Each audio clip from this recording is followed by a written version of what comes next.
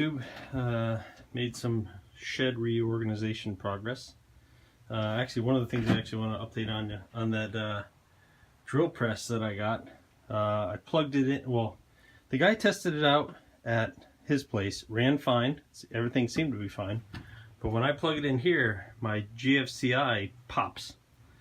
So I got to do a little investigating on that. So on the other note, I am making progress. I got the shelf out. There was a shelf in the corner here.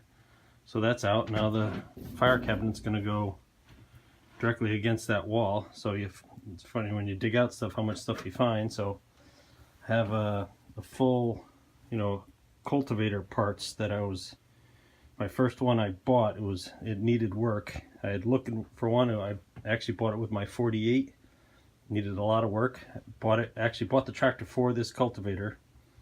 Ended up needing a ton of work, and then I happened to come across another deal which had a cultivator, and so I kind of put this one on the back burner because I had a working one. So this one's for spare parts. So I actually have at least 1.5 units over here. So I also have an old reel mower that I think I've used once or maybe once, not even the whole yard, just because I grow tall.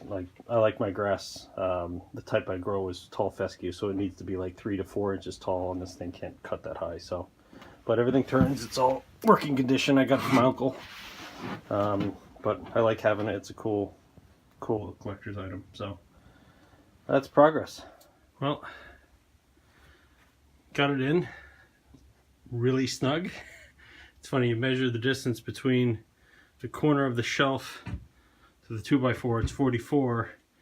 You measure the main width of the cabinet, it's 43. But then there's the air vent with the bung cap on the side that sticks out 3/4 of an inch. So this sucker took every pound of my body to cram it in there, but it's in there. So now I'm gonna do a little more organizing. So progress.